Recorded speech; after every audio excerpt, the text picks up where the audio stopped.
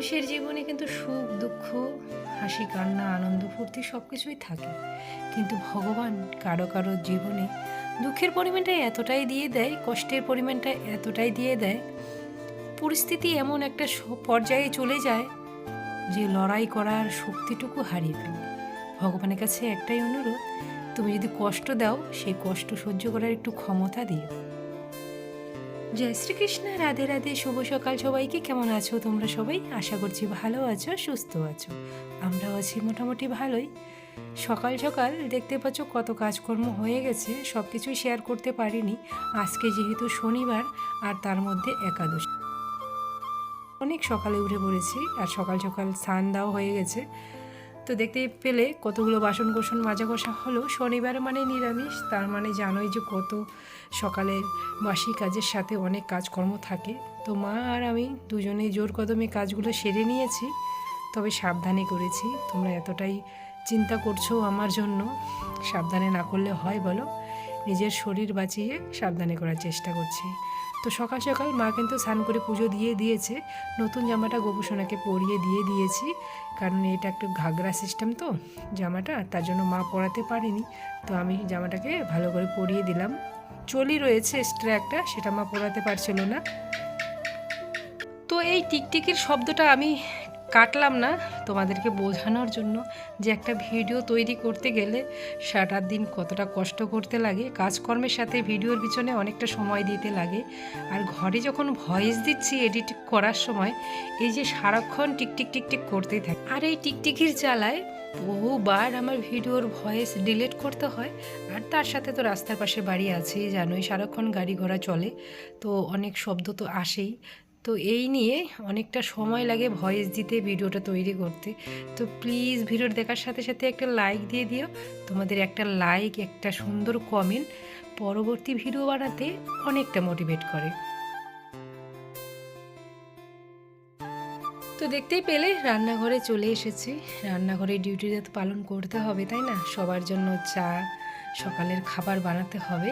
তো বড়মশাইকে বানিয়ে দিলাম লাল চা, আর আমার মাকে বানিয়ে দিলাম দুধ চা। আর আমার সোনা পাখির জন্য তো খাবার বানিয়ে নিয়েছি, দেখেছই। আর দেখো কীরকম করছে। তো সোনামাকে নিয়ে সকালে ডিউটি হয়ে গেছে, সোনামার খাওয়ানো, থেরাপি সব কিছু হয়ে গেছে। এখন এই যে তপস্যা করছি, মেয়েটা কখন একটু জাগনা হবে, কখন একটু ওষুধ খাওয়াবো, এই করে করে ওষুধ খাওয়াতে হচ্ছে, সব কিছু করাতে হচ্ছে আর কি।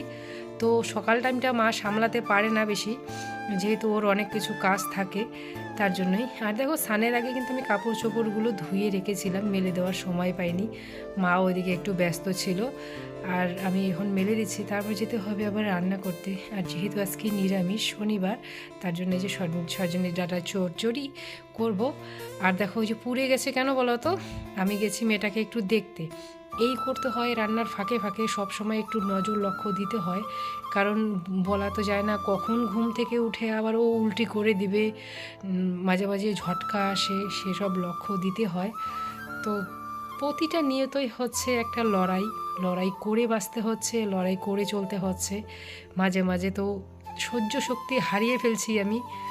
আর তোমাদের সুন্দর সুন্দর কমেন্টে তোমরা যে এতটা ভালোবাসা দিচ্ছ, সেই কমেন্টের শক্তির জোরেই কিন্তু আমি আবার উঠে দাঁড়াচ্ছি এই অবস্থায়ও। তো দেখো তারপরে করে নেব হচ্ছে আলু পটল সয়াবিন দিয়ে একটু ঝোল, মানে নিরামিষ আর কি। তো এই যে সয়াবিন আলু পটল সব কিছু একটু আলাদা আলাদা করে ভেজে নেব। আর এদিকে লঙ্কাগুলো সিদ্ধ দিয়েছি কেন বলো তো, একটা পেস্ট মশলা তৈরি করার জন্য। লঙ্কা সিদ্ধ দিলে কি হয়, মশলাটা কিন্তু দারুণ সুন্দর ফিনিশিং হয়। আর কাঁচা লঙ্কা তুমি যদি পেস্ট করো, তাহলে কিন্তু লঙ্কার যে বীজগুলো সেগুলো ভালো করে ম্যাশ হয় না। আর দেখো এই যে মশলাটা কষিয়ে নিয়েছি, আদা জিরে একটু ধনে গুঁড়ো সব কিছু মশলা মিক্সারে দিয়ে লঙ্কাটার সাথে একদম ঘুরিয়ে নিয়েছি, মশলাটা ফাইন পেস্ট হয়েছে। এই দেখো হয়ে গেছে রান্না কথা বলতে বলতে। তো ওই দিন কিন্তু খেতে দারুণ হয়েছে। আর আমি কি করেছিলাম জানো তো, বর্মশাইয়ের জন্য আলাদা করে রেখে আর অর্ধেক তরকারির মধ্যে গরম মশলা দিয়েছিলাম। তো ও তো গরম মশলা খায় না, তোমরা জানোই, ওর জন্য আমাদেরও খাওয়া হয় না। আর নিরামিষ তরকারির মধ্যে একটু গরম মশলা না দিলে ভালো লাগছিল না। গরম মশলা কিন্তু এনে রেখেছিলাম পাশের দোকান থেকে, যাতে আমরা মাঝে মাঝে একটু খেতে পারি। আর দেখো মানুষের খাওয়া তৈরি শেষ, তারপরে গরুর খাওয়ার ওইদিকে করে নিয়েছি। রান্না করতে গেলে রান্নার আগে যেমন একটা যুদ্ধ থাকে, সবজি কাটো, সবজি তৈরি করো, মশলা তৈরি করো, রান্না তৈরি করো, রান্না শেষ হওয়ার পরেও কিন্তু একটা যুদ্ধ থাকে, সমস্ত বাসন কোসন কড়াই সব কিছু মাজা কষা করে রেখে দাও, এগুলো কিন্তু সবসময় শেয়ার করা যায় না। তো এই যে এতটা সময় লাগে রান্নাঘরের মধ্যে, আর সবাই কিন্তু সেটা বুঝে না, তবু কিন্তু শুনতে হয় যে তুমি সারাদিন কি করো, এই হলো ব্যাপার। আর দেখো এই যে এই সেটা পটটার মধ্যে কিন্তু আমি জল সবসময় ভর্তি করে রাখি, কেন বলো তো, এখানে যাতে পাখিগুলো জল খেতে পারে। এখানে আমি অনেকবার লক্ষ্য করেছিলাম যে পাখিগুলো এসে এখানে সুন্দর করে জল খায়, তার জন্য আমি সব সময় মোটর দিয়ে বা যে কোনো হোক, যে কিছু দিয়েই হোক, সেটা আমি বন্ধ করে মানে ভর্তি করে জল রাখি। আর দেখো এখান থেকে এই যে স্নেক প্ল্যান্টটা আমি উঠিয়ে নিলাম, ছোট্ট একটা টব ছিল সেটাতে পুঁতে দিচ্ছি, আর এটা আমি আমার সিঁড়ির সামনে রেখে দেব। তো তোমাদের কেমন লাগলো বলো। এই গাছগুলো কিন্তু আমাদের বাড়িতেই হয়েছিল, আর যেমন মানি প্ল্যান্টের গাছগুলো বাড়িতে হয়েছিল বাড়ির পিছনে, তেমন এগুলোও কিন্তু হয়েছিল। তো এগুলো আমি সুন্দর করে লাগিয়ে দিয়েছিলাম। তোমরা সেদিন বলেছিলে যে আমরা কিনে লাগাই ঘরের মধ্যে, আর তোমাদের আশেপাশে দুদিন আগে তোমাদেরকে দেখিয়েছিলাম যে ঠাকুরের মালাগুলো আমি ধুয়ে দিয়েছিলাম, তো সেগুলো পরানো আর হচ্ছিল না, জানো তো। তো এই যে ঠাকুরের মালাগুলো পরিয়ে দিয়ে ঠাকুরগুলো একটু পরিষ্কার করে নিয়েছি ঝেড়ে ঝেড়ে। আর দেখো আর একটা নতুন জিনিস দেখাচ্ছি তোমাদেরকে, এটা কখনো মনে হয় দেখানো হয়নি। এই যে সুতোর সাদা লাল খয়েরি এই সুতোগুলো দিয়ে আমি না ফুল বানিয়েছিলাম। এই ফুলটা কলমের মধ্যে বানানো যায়, বানাতে হয় আর কি সুন্দর করে। তো আমি কখনো যদি সময় সুযোগ হয় তোমাদেরকে অবশ্যই দেখিয়ে দেবো কীভাবে কলমের মধ্যে এই ফুলটা বানানো যায়, খুবই সুন্দর লাগে।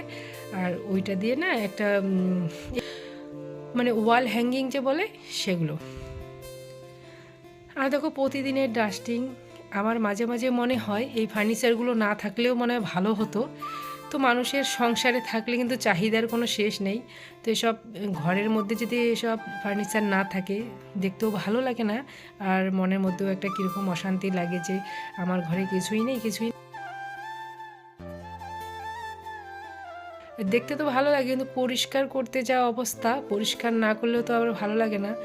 যেহেতু আমরা গ্রামে থাকি, এদিকে ওদিকে রাস্তা ধুলো বাড়ি সবসময় গাড়ি ঘোড়া চলে, আর এগুলো প্রতিদিন একটু পরিষ্কার না করলে ধুলো এতটা জমে থাকে না, আর ভালো লাগে না পরিষ্কার না করলে। শরীর তো কুলায় না, মাঝে মাঝে মনে হয় যে সব ছেড়ে শুয়ে থাকি, কিন্তু পারি না। কয়েকদিন থেকে বলছিলাম যে বৃষ্টি নেই, একটু বৃষ্টি হলে ভালো হতো। তো আজকে দেখো কি অবস্থা, আকাশ একটু গুড়গুড় করছে, এমন অন্ধকার করেছে মনে হচ্ছে যে খুবই বৃষ্টি চলে আসবে। আর দেখো টিপ টিপ করে পড়ছে, উঠানটাও ভালো করে ভিজেনি। তো এর আগের ভিডিওতে আমি যে বলেছিলাম নিতু দিদি ভাইয়ের কথা, আমার সাধারণ ভিউয়ার্সদের কাছে তোমরা সবাই পাশে থেকো। দিদি ভাইয়ের তোমাদের সাপোর্টের খুবই দরকার, তোমরা শুধু ফুল ওয়াচ করে দিও, আর কিছু চাই না তোমাদের কাছে। আর তোমরা সবাই প্রার্থনা করো আমার জামাইবাবু যেন তাড়াতাড়ি সুস্থ হয়ে যায়, তাড়াতাড়ি যেন একটা খুব মিরাক্কেল করে ভগবান।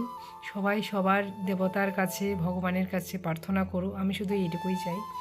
তো দেখো কথা বলতে বলতে এদিকে সমস্ত কাপড় চোপড় যেগুলো শুকিয়েছে সেগুলো গুছিয়ে নিয়েছি, আর আমার সোনামা এদিকে যে খাওয়া দাওয়া করে ঘুমিয়ে পড়েছে, আমরাও খাওয়া দাওয়া করে নিয়েছি। আর দেখো বৃষ্টির তো কোনো নাম গন্ধই নেই, যে বৃষ্টি হয়েছে সেটা উঠানটাই ভিজেনি, তোমরা দেখতেই পেয়েছো। আর এদিকে বাড়ির থেকে মোটর লাগিয়ে দিয়েছি কয়েকটা পাইপ জোড়া দিয়ে। দেখতে পেয়েছিলে যে কয়েকদিন আগে আমরা এই সুপারি বাগানটা লাগিয়েছিলাম, অনেক টাকা পয়সা খরচা হয়ে গেছিলো, কিন্তু কাজের কাজ আর কিছু হচ্ছে না। সুপারির চারাগুলো আস্তে আস্তে একদম পাতাগুলো হলুদ হয়ে গাছগুলো মরে যাচ্ছে, কি অবস্থা বলো, কতগুলো টাকা পয়সা খরচা করা হলো। আর বৃষ্টির কোনো দেখার নাম নেই। বৃষ্টি হয়েছিল একটু আগে, দেখতেই পেয়েছো, উঠান বাড়ি ঘরে ভিজেনি ভালো করে। তো এই বৃষ্টি দিয়ে আর কি হবে। তো চলে আসলাম এখন, বিকেলের কাজকর্মগুলো করতে হবে আস্তে আস্তে। ততক্ষণে সোনামার খাবারও টাইম হয়ে গেছে, এখন সোনামাকে ওই যে খাবারটা রেডি করে দিয়েছি, মা খাওয়াচ্ছে সোনামাকে, আর ততক্ষণে আমি উঠান বাড়ি ঘরগুলো পরিষ্কার করে নিচ্ছি। আর ওদিকে দেখলে রান্নাঘরের দরজা আমি খুলে রেখেছি, কেন বলো তো, আমার একটা খারাপ স্বভাব আছে, সেটা কি জানো, আমি যদি কখনো চুলোর মধ্যে দুধ বসিয়ে রাখি আর সেখান থেকে নড়ে চড়ে যদি একটু বাইরে অন্য কোনো কাজে যাই, তো সেই দুধটা আমার পড়বেই নয়তো পুড়বেই, এরকম অবস্থা। তো তোমাদের কার কার এরকম অবস্থা হয়? আমার মনে হয় প্রায়ই আমাদের এরকম অবস্থা হয়ে থাকে। তো অবশ্যই কমেন্ট করতে কিন্তু ভুলো না। আর দেখো, দেখতেই পাচ্ছ আমাদের এই যে ডালিম গাছে ডালিম হয়েছে কত সুন্দর, ডালিম ফলটা কত সুন্দর করে এদিকে এদিকে দুলছে, কতটাই ভালো লাগে তাই না? তো বাড়িটা সমস্তটা ঝাড় দিয়ে নিলাম। আর এই যে সুপারি খোলা দিয়ে ঝাড়ুটা বানিয়েছিলাম ওই দিন, তোমরা দেখেছই কতটা উপকার হয়েছে আমার এখন বেশি হেলতেও লাগে না, দাঁড়িয়ে দাঁড়িয়ে সুন্দর করে ঝাড় দেওয়া হয়ে যায়। আর দেখো এই মাত্রই কিন্তু আমি জল দিয়ে উঠানটাতে সম্পূর্ণ উঠানটাতে জল দিলাম, তবুও কীরকম ধুলো উঠছে। এই সমস্ত ধুলো গিয়ে ওই যে আমার ঘরে গিয়ে জমা হয়, প্রতিটা ঘরে গিয়ে জমা হয়। তো উঠান বাড়ি ঘরটা ঝাড় দিয়ে এদিকে বাইরে একটু বেরিয়েছি, গরুগুলো তাকিয়ে আছে কখন একটু খেতে দেবো, ও আমাকে দেখলেই শুধু তাকিয়ে থাকে। আর গরু বাছুর যাই বলো না কেন, এরকম করে তাকিয়ে থাকলে একদমই ভালো লাগে না। তো গরুগুলোকে একটু খেতে দিয়ে দিলাম, আর যেহেতু একটু পরে সন্ধ্যা লাগবে, আর এদিকে একটু গোয়াল ঘরের মধ্যেও খ্যার বিছিয়ে দেবো, কারণ খ্যার না দিলে ওরা ঠিক মতো জায়গা মতো যায় না, এদিক ওদিক ছুটতে থাকে। তো দেখো অনেকক্ষণ পর তোমাদের সামনে আসলাম, সেই বিকেলের পর থেকে আর ভিডিও করা হয়নি। আমার সোনা পাখিতে দেখো এখন রাত বাজে 11টা, এইমাত্র খাওয়ানো শেষ হলো, সেই 1 ঘন্টা থেকে বসে আছি, খাওয়ার হচ্ছে না, অনেকটা সময় নিয়ে নিয়ে বসে থাকতে থাকতে আর ভালো লাগছে না। আর তো এই যে রাত হয়েছে, চোখ খুলেছে, সারা রাত জাগনা থাকবে ভোর পর্যন্ত, তাই মাথার মধ্যে একটু তেল দিয়ে দিচ্ছি যদি ঘুমায়। বাবা কি ভিডিও করবো বলো, ওকে সারাদিন শুধু ঘুম আর ঘুম, খাওয়ার সময়ও ঘুম, ঘুমিয়ে ঘুমিয়ে খাবে, ঘুমিয়ে ঘুমিয়ে স্নান করবে। তো ঠিক আছে, আজকের ভিডিওটা এখানেই শেষ করছি, দেখা হচ্ছে পরের ভিডিওতে। আজকের ভিডিওটা কেমন লাগলো অবশ্যই কমেন্ট করতে কিন্তু ভুলো না। ততক্ষণে তোমরা সবাই ভালো থেকো, সুস্থ থেকো, সাবধানে থেকো, দেখা হবে পরের ভিডিওতে। হরে কৃষ্ণ, হরি বল। সবাইকে বলো, কেমন আছো তোমরা সবাই? ভালো আছো? বলো আমি এখন